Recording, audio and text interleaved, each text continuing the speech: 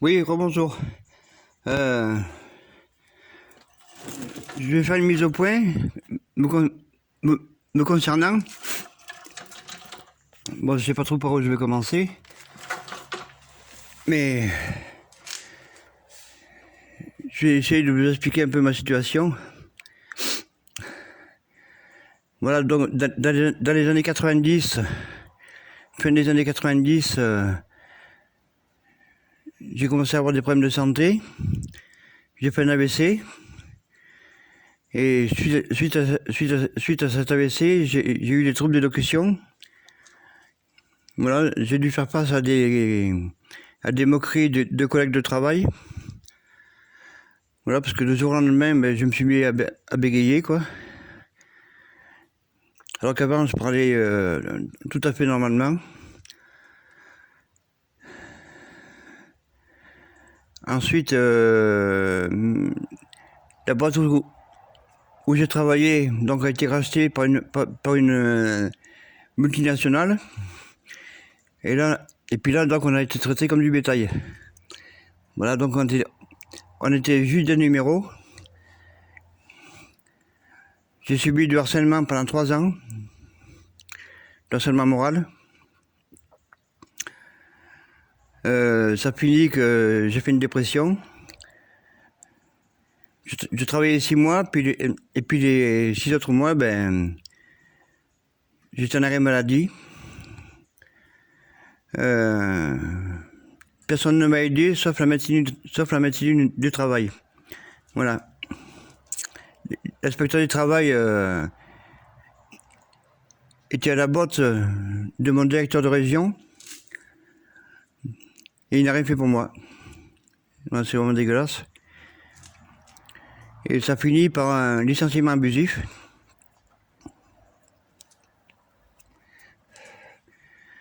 Bien sûr, parce que vu qu'ils se sont aperçus que j'allais pas quitter mon boulot, et bien c'est arrivé à me licencier abusivement. Voilà. Puis j'étais pas le seul. Voilà, j'ai des collègues qui se sont suicidés aussi, au travail, ou chez eux. Voilà, c'est ce qui arrive souvent quand vous passez d'une entreprise presque familiale.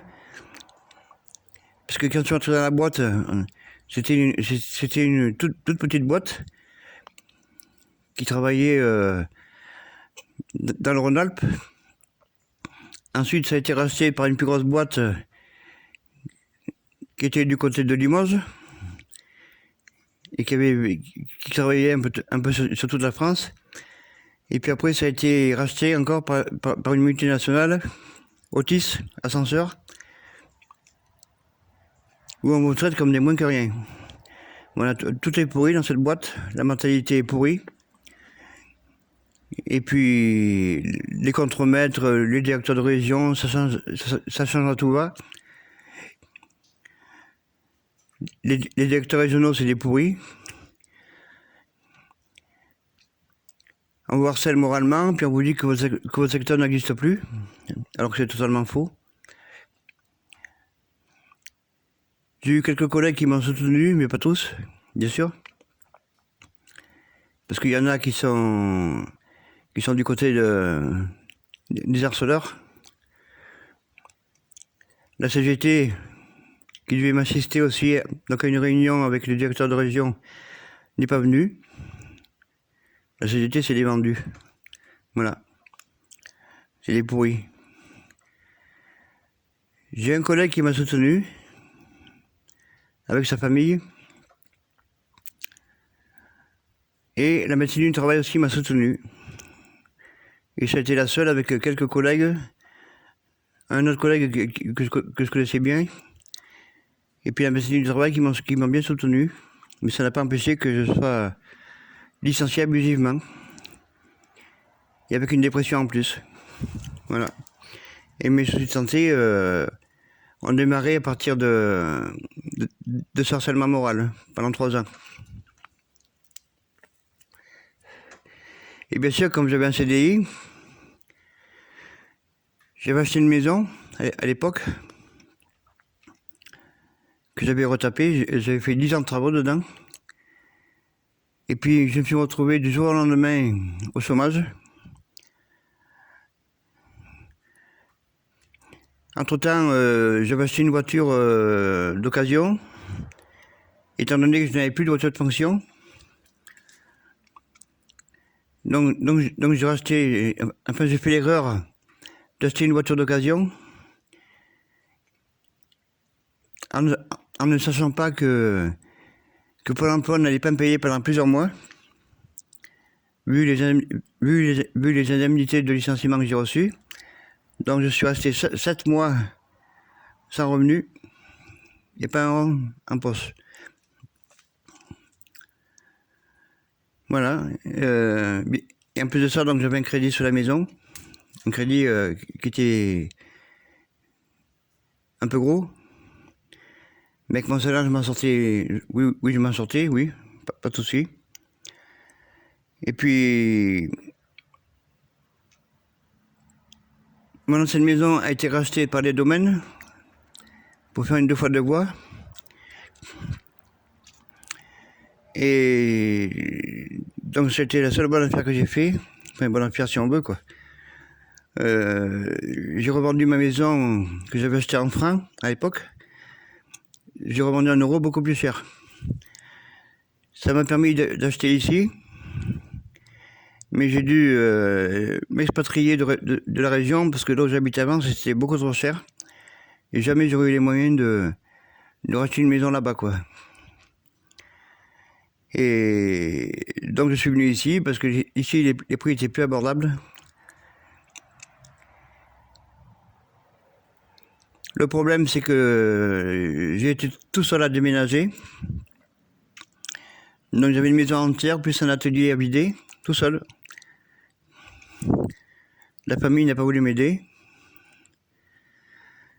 Donc je partais d'ici à minuit. Je roulais jusqu'à 7h, 7h30 du matin pour arriver jusque là où j'habitais avant. Changer.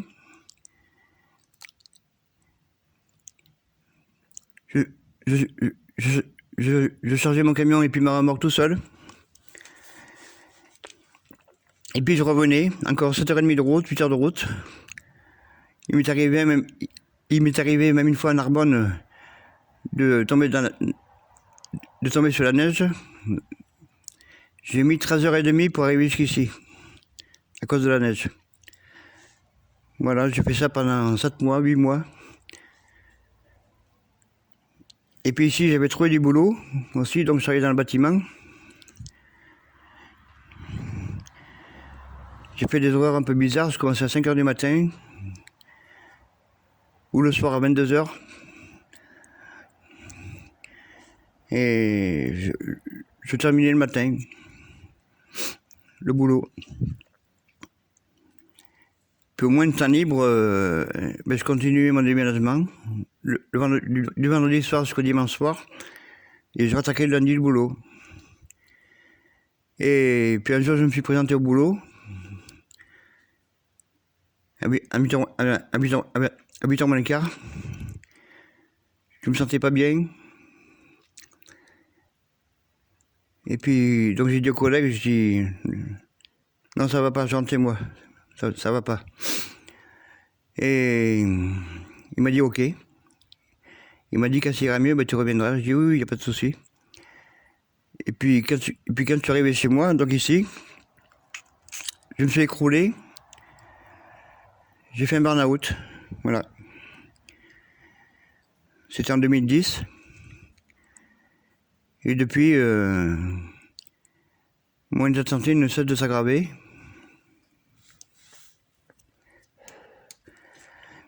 Suite à ce burn-out, j'ai fait 6 mois de dépression. J'étais incapable de faire quoi que ce soit. C'était canapé, télé, canapé, télé. Et puis, résultat, je me couchais. Puis au bout de 6 mois, je me suis enfin un petit peu relevé. J'ai été suivi par un médecin qui n'était pas terrible non plus. Il a fallu que je tombe sur sa remplaçante pour qu'on me découvre du diabète et du cholestérol. Là, ça a été le début des emmerdes. Très vite, j'ai eu des acouphènes, en plus de mon trouble d'élocution. J'ai fait des acouphènes, des vertiges.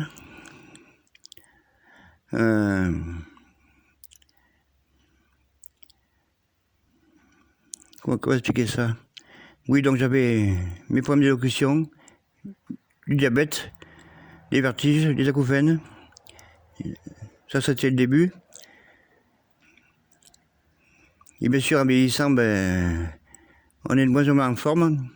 Alors qu'avant, j'étais increvable. Je pouvais faire 16 heures, 17 heures de boulot par jour, même plus. J'étais increvable avant, je passais tout mon temps à travailler. Aussi bien pour ma boîte que pour moi.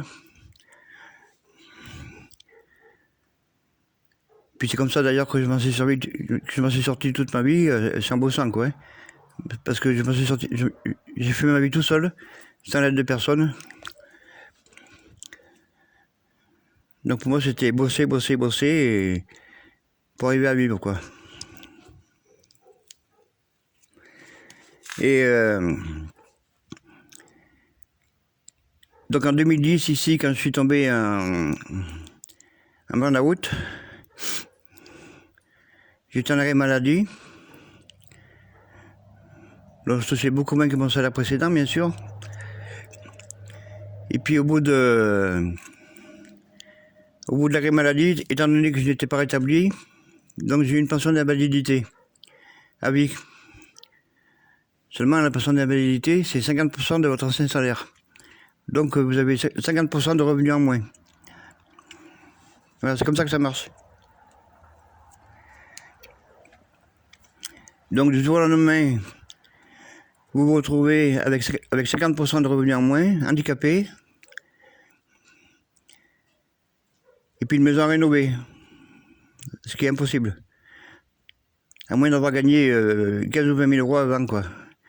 Mais sinon, avec une pension d'invalidité, vous en sortez pas. Avec un salaire de 2000 ou 2500 euros précédemment, vous vous retrouvez avec moins de 1000 euros pour vivre. Ce qui est mon cas actuellement, je suis en dessous du SMIC. Et toutes les fins de mois, je crève de faim. Parce que la pensionnabilité depuis 2010, elle n'a pas augmenté. Par contre, la vie à côté, elle augmente fortement. Donc vous êtes de plus en plus pauvre. Et les revenus, eux, n'augmentent pas. Mais la vie est toujours beaucoup plus chère. Donc vous réduisez votre train de vie, vous réduisez tout. Il faut tirer sur tout. Il faut compter chaque euro, chaque centime. Et personne ne peut vous aider. Les Restos du Cœur, la Banque Alimentaire n'ont jamais voulu m'aider. Parce qu'avec 900 euros, pour eux, c'est trop payé. Trop payé pour avoir des aides. Voilà. Ils préfèrent nourrir des fainéants qui sont en pleine forme, mais qui ne veulent pas travailler. Alors que moi, j'ai travaillé toute ma vie. Et si je ne travaille plus, c'est parce que je suis handicapé. Et même maintenant que je suis handicapé, je suis obligé de travailler pour arriver à manger toutes les fins de mois. Voilà. Le problème, c'est qu'ici, on est dans le rural. Il n'y a pas de boulot, encore moins pour les handicapés. Les boulots que vous propose Pôle emploi, c'est des boulots qui ne sont absolument pas compatibles avec votre état de santé. Parce qu'il faut travailler 8 heures ou 9 heures par jour, tous les jours. Et moi, je n'ai pas le droit. Je ne peux travailler qu'à mi-temps. Je n'ai pas le droit de travailler à plein temps parce que sinon, je perds ma pension d'invalidité. Et puis, de toute façon, je suis incapable de travailler une journée entière tous les jours de la semaine. Voilà. Et vu que personne ne m'aide et que personne ne va me trouver du travail, il faut que je me remette à bosser. Mais ici, il n'y a pas de patron qui va m'embaucher à mi-temps, quoi. Alors, faut pas rêver. Ici, il n'y aura personne. Donc, c'est pour ça que ça fait longtemps que j'ai envie de me mettre à mon compte. Et puis, travailler chez moi. Je m'arrête quand je veux, je reprends quand je veux. Je peux travailler la nuit aussi chez moi. Ça pose pas de soucis. Si je fais pas trop de bruit. Et puis, moi, j'aime bien travailler la nuit en plus. C'est beaucoup plus calme, et puis on est tranquille. Et bien sûr, depuis 2010, j'ai toujours été dans la merde. Forcément, avec moins 50% de revenus tous les mois, vous avez à peine de quoi vivre. Moi, j'y arrivais même pas parce que il y a toujours des imprévus. Vous avez toujours des factures à payer qui sont imprévues, des trucs qui tombent en panne, qu'il faut réparer. Et puis comme vous n'avez rien à faire, ben moi j'ai trouvé le moyen de bricoler, comme je faisais avant. Mais c'est un coup, quoi. Donc eux, ils s'imaginent qu'on va rester chez nous tout le mois sans rien faire, assis sur une chaise, sans rien faire. Ben moi c'est pas comme ça. Voilà.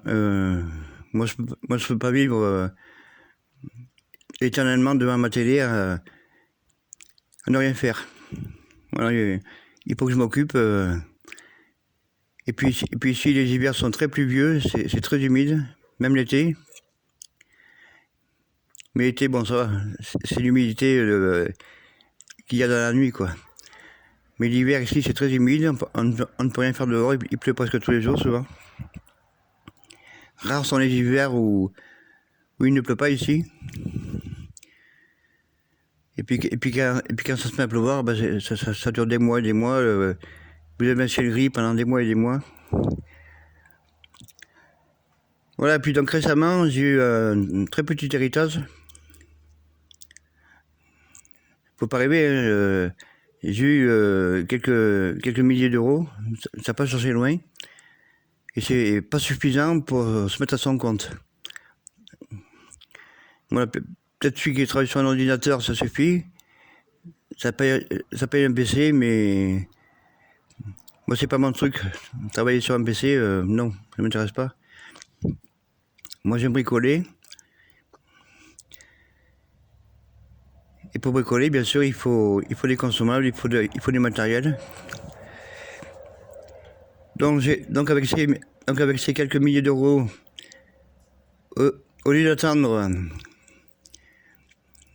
sans bouger et puis dépenser le peu que j'ai eu de cet héritage, donc je me suis dit c'est le moment de me mettre à mon compte si je veux m'en sortir toutes les fins de mois.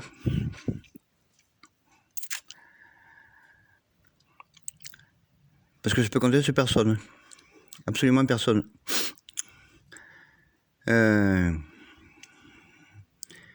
Donc c'est pour ça que j'ai commandé tout ce matériel. J'ai commandé un poste à souder, j'ai acheté une Tormek T8. Ça va me permet de faire de l'affûtage. D'un peu toutes les lames, les forêts. Et puis je vais en faire mon métier, entre ça, la soudure, la chaudronnerie. Mais comme les finances, ça sera pas suffisant, donc je vais aller dans des associations qui vont m'aider à avoir l'âge FIP. C'est des aides pour les handicapés.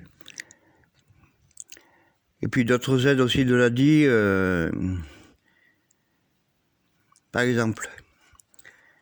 Ensuite, je vais m'inscrire à la Chambre des métiers de nouveau. Et je vais travailler comme je veux, comme je peux. S'il y a des jours où ça va pas, je travaillerai pas. S'il y a des jours où ça va, où je suis plus en forme, je travaillerai plus. Mais c'est moi qui gérerai mon budget, mon temps,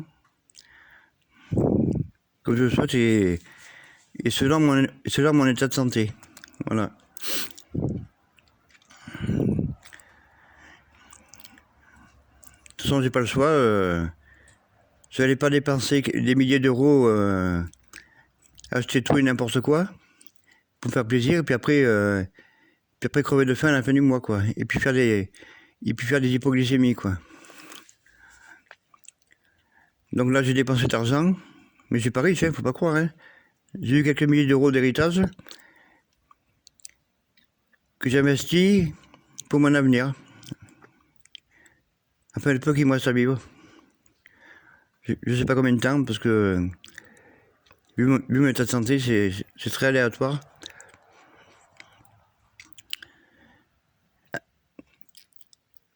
Parce que entre 2010 et aujourd'hui, j'ai fait un infarctus déjà. J'ai eu un cancer de la prostate. J'ai des troubles ventilatoires, insuffisance respiratoire. C'est pour ça que vous me voyez souvent essoufflé. Mais ça, j'y peux rien. Au moindre effort, je suis essoufflé. En plus, je fume, alors ça ne doit pas ranger les choses.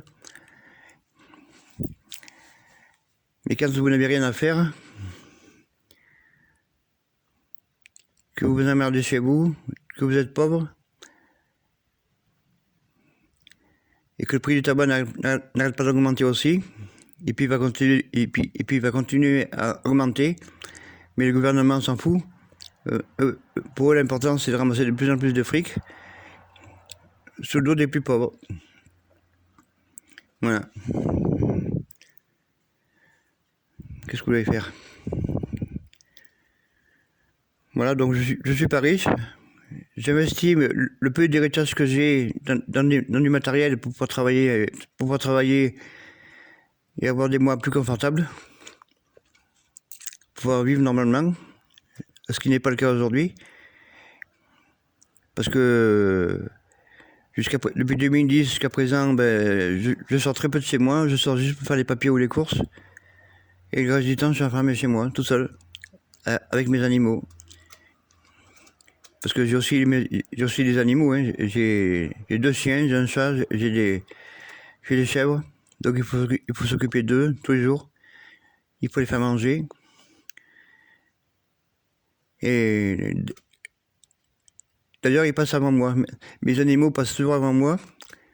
Je préfère que eux mangent et que moi je ne mange pas. Voilà. Le plus important pour moi, c'est que mes animaux aient à manger tous les jours. Voilà. Puis moi, je passe après.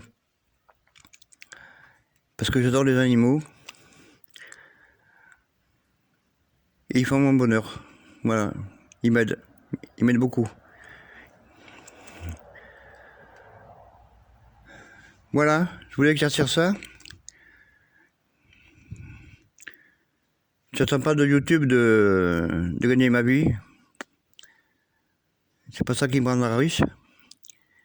Puis je ferai jamais des millions d'abonnés comme certains ont. Puis quand on n'a pas beaucoup d'argent, on a moins de projets. Bon, il y en a qui ont des grosses chaînes, qui ont énormément de matériel, beaucoup de moyens. D'autres qui sont à leur compte. Donc forcément, ils ont une vie bien meilleure. Et ils font beaucoup plus de choses. Voilà. Moi, ça fait des années que j'investis tous les mois, petit à petit, à crédit, même des fois, payé en 3 fois, 4 fois. C'est comme ça que je fais parce que je pourrais même pas payer ce que j'achète une seule fois, quoi, très souvent. Dès que ça dépasse 30 euros, dès que ça dépasse 30 euros, 40 euros, moi je paye en plusieurs fois après. Donc je commande plus de matériel, et puis j'investis tous les mois un peu.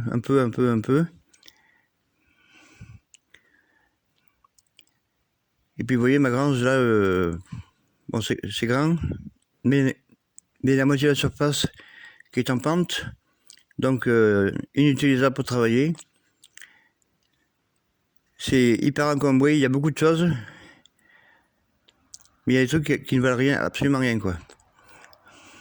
Moi, c'est tout des restes de chantier de mon ancienne maison, de l'outillage que j'avais aussi acheté pour ma première maison que j'avais rénovée pendant 10 ans.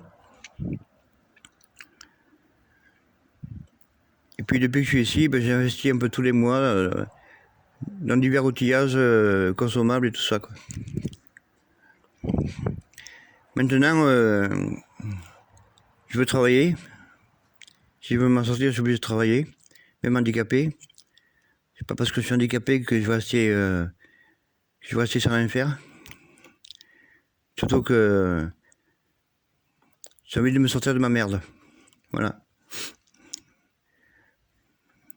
Parce que j'ai personne pour m'aider, donc je dois me sortir de ma merde tout seul. Voilà.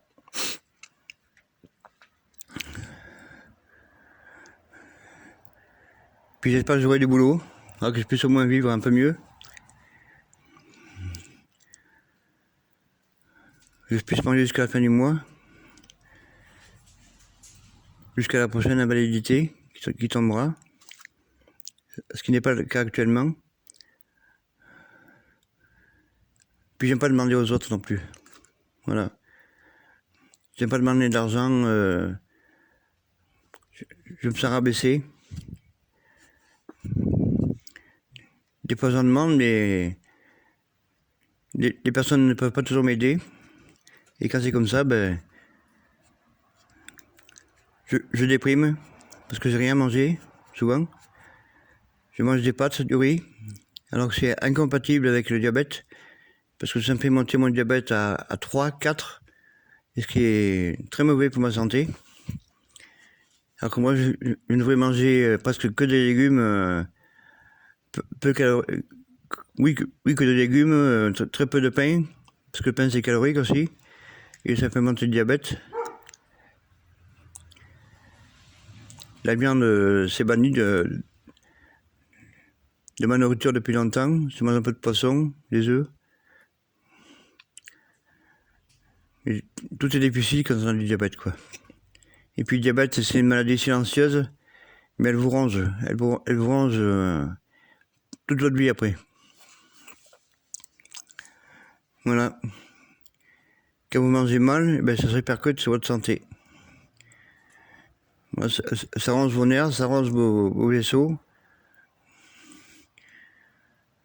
C'est une saloperie.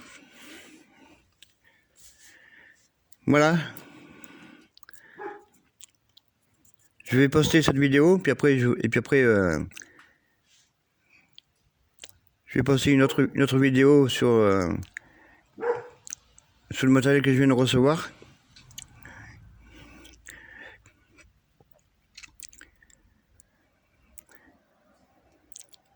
Donc je tenais à éclaircir ma situation sur le changement soudain de quelqu'un qui était pauvre, qui n'avait pas moyen d'entretenir la maison, la moindre chose. C'est toujours le cas. Mais là, j'ai investi un petit héritage pour pouvoir vivre un peu mieux dans le futur. Prochainement. Enfin, prochainement dans quelques mois, quoi. Parce que le temps que je fasse tous mes dossiers, tous mes rendez-vous, avant que je sois à mon compte, ça prend des mois, quoi. Alors que je devais me mettre à mon compte au plus tard ce mois-ci, quoi. Mais ça s'est pas passé comme prévu. L'héritage est arrivé très en retard. Beaucoup plus loin que ce que je pensais. Donc avant, je n'avais pas les moyens de faire quoi que ce soit, quoi. Moi, je repense, je vais voir mes chiens qui aboyaient. Bon, je pensais qu'il y avait quelqu'un, mais non, il n'y a personne. Oui, donc je reviens.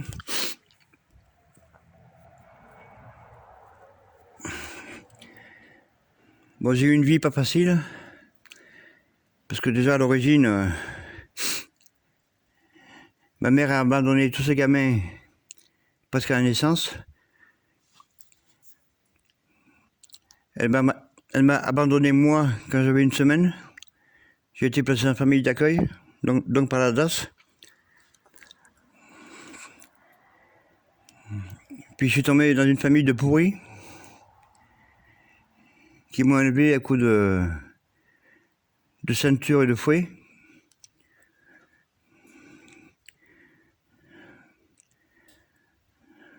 Ouais. Bon, c'est pas maintenant que je vais m'en plaindre, mais si j'avais fait ça à l'heure actuelle, je crois qu'il serait en prison. Parce que maltraiter des gamins qui ne sont même pas les leurs comme ça, c'est intolérable. Mais enfin, c'est comme ça. J'ai pas choisi ma vie, hein. Mais dès que j'ai eu l'occasion de me barrer de chez eux, je suis parti.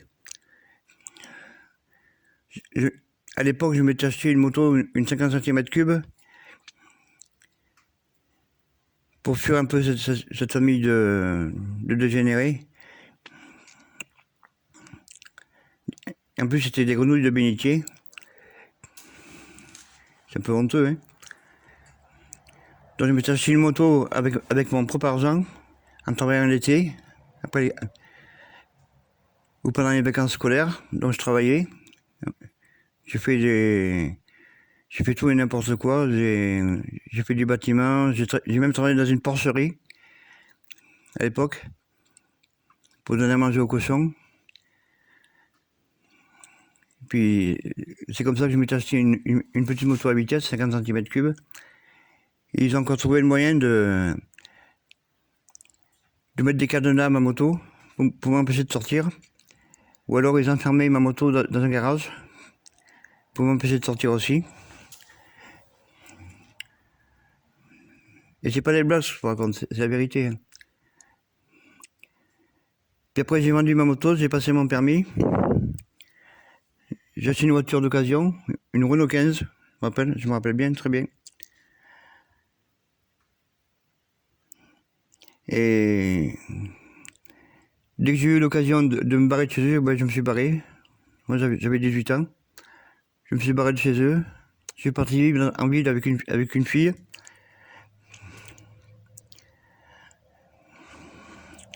Qui n'était pas mieux d'ailleurs que mes parents adoptifs.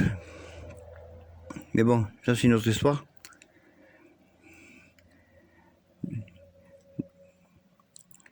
Et depuis, donc, j'ai passé ma vie à travailler comme un dingue. Voilà. Je me suis dit, si je veux m'en sortir tout seul, ben, il n'y a que par le boulot que je vais y arriver. Et puis j'ai bossé, j'ai vraiment bossé très dur. Chez Otis, je faisais des journées jusqu'à 16 heures, 17 heures par jour avec les astreintes. Et je faisais 6000 km par mois en montagne. En plus de ça, j'étais harcelé, moralement. Donc je travaillais beaucoup plus que mes collègues. Mes collègues, ils faisaient entre 2000 et 2200 km par mois. Moi, j'en faisais 6000 en montagne.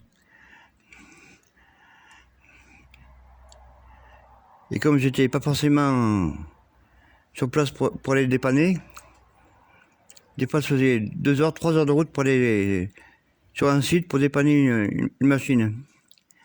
3 heures de route, 3 heures pour y aller, 3 heures pour revenir, plus 1 heure ou 2 heures de dépannage. Vous voyez? Et des fois, le soir ou la nuit, vous aviez plusieurs pannes. Donc des fois, vous rentrez à 2 heures du matin. Et puis on vous dit que si vous finissez tard la nuit, vous pourrez commencer plus tard le matin. Ce qui n'est pas vrai. En plus, quand vous êtes harcelé, ça se passe pas comme ça.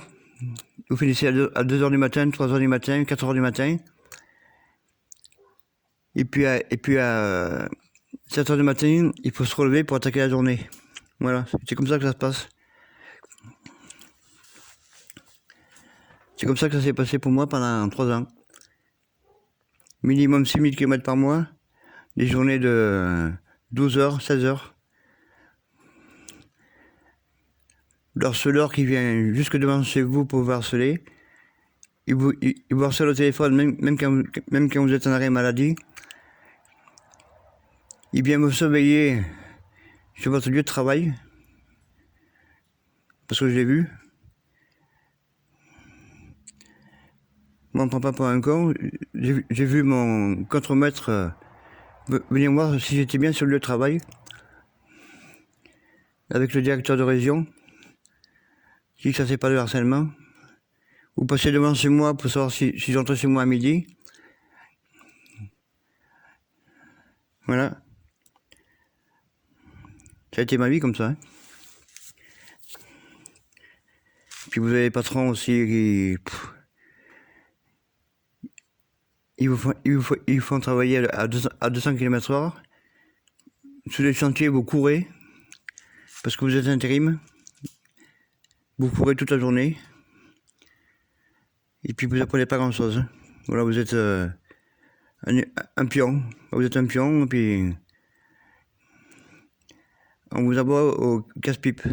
Voilà. Et dans la vie, moi je m'en suis sorti tout seul. J'ai rien demandé à personne. Je m'en suis servi tout seul. Enfin, je me suis sorti tout seul.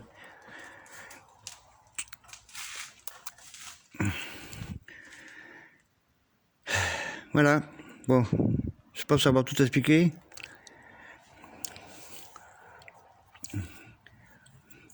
Je parle même pas de ma famille indigne.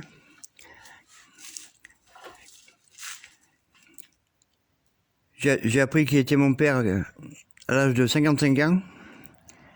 À 55 ans, ma mère elle m'a dit le vrai nom de mon père, qui n'est pas celui qui m'a reconnu. Oui, moi je suis tombé dans une famille un peu bizarre, où tout le monde se tient dans les pattes. Vous êtes catégorisé dans une... selon d'où vous venez.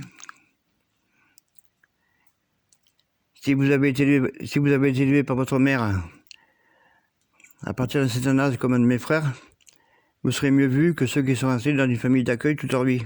Enfin, toute leur enfance, quoi. Jusqu'à 18 ans. Et mes autres frères, eux, ils sont tombés dans des bonnes familles d'accueil. Parce que bien sûr, on est 4 frères. 4 frères ont été placés à la DAS, quoi. Voilà. Ils n'ont jamais connu leur mère quand ils étaient enfants. Ils n'ont jamais connu leur père. 4 garçons, 4 pères différents. Une mère indigne, qui n'a jamais su s'occuper de ses gamins.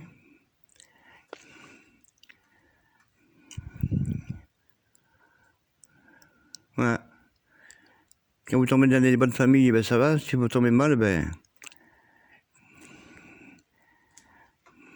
vous êtes mal.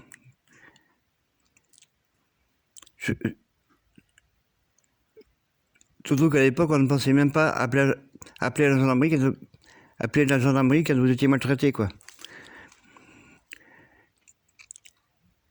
Avec le recul, je me suis dit, j'aurais dû appeler la gendarmerie. Pour expliquer mon cas. Mais j'ai pas fait, j'ai jamais fait. J'avais un père adoptif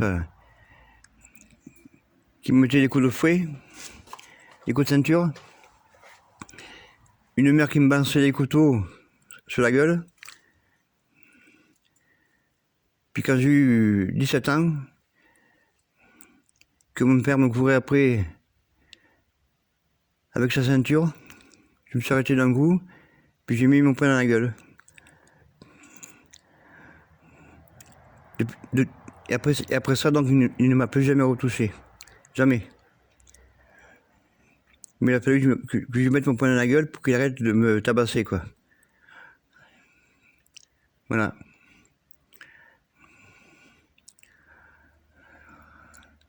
C'était une autre époque. Mais les gamins de la DAS ne sont pas suivis correctement. Ça, je peux le dire. Parce que je suis dans ce cas. Déjà que quand vous savez que vous n'êtes pas élevé par votre propre mère ou votre propre père, c'est déjà difficile. Mais qu'en plus vous êtes maltraité, élevé avec des coups, ben Moi, je souhaite à personne. Il faut, puis il faut l'avoir vécu pour le comprendre, je crois. Parce que quand je vois les gamins de maintenant, ils ont tout ce qu'ils veulent. Nous, on n'avait rien. Rien du tout. Absolument rien. À part les coups. Et puis, dès que vous voulez quelque chose, il fallait aller travailler pour l'avoir. Puis on n'avait pas de smartphone, on n'avait pas de téléphone. Ça n'existait même pas. On n'avait pas d'ordinateur non plus, ça n'existait même pas. Donc on passait notre temps dehors et puis à s'occuper comme on pouvait. Les vélos, les mobylettes, les motos à vitesse. Puis après la voiture. Puis après partir en ville pour travailler. Et quand j'ai commencé à chercher du boulot, je faisais des kilomètres à pied. Je faisais 8 ou 9 kilomètres à pied pour aller chercher du boulot. Et autant pour le retour. Et ça tous les jours. Voilà, je partais de ma cité avec ma première copine. Donc on vivait dans une cité au 8e étage. Je partais le matin à pied jusqu'à la zone industrielle pour trouver du boulot. Et je faisais 7 ou 8 km, oui, 9 km même des fois. À pied.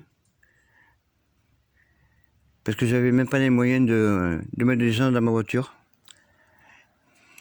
Voilà. Bon, je vais pas m'étaler plus. Vous en savez maintenant déjà beaucoup plus.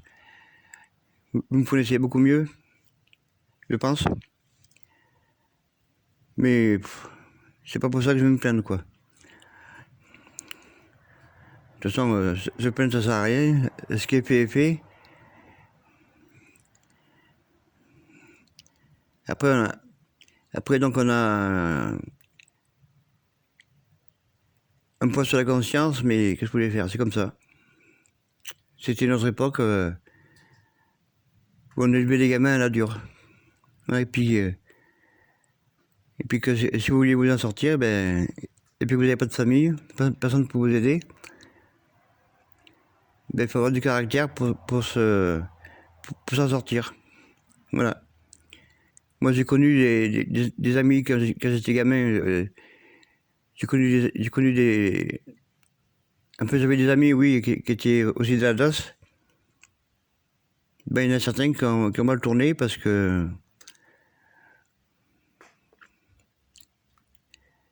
ça allait pas, quoi.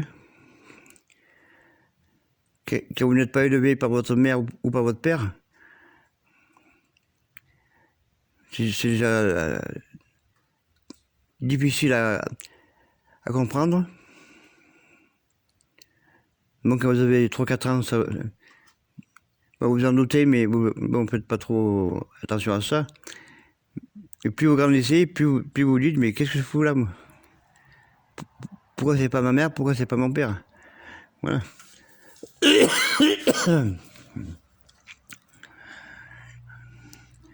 Bon, c'est comme ça. On se refera pas. De toute façon, on n'a qu'une vie en plus.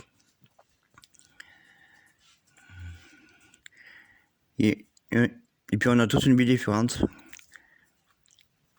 Mais il y en a qui ont eu une bien meilleure vie, qui ont été élevés par des parents aimants, une mère avec eux, un père avec eux, qui ont été aidés jusqu'à ce qu'ils se soient lancés dans la vie active. Moi, ça n'a pas été mon cas. Mais je suis pas le seul non plus. Hein. Il y en a d'autres. Mais bon. Moi, je suis passé par un truc spécial, quoi. Voilà. Allez, à bientôt, au revoir.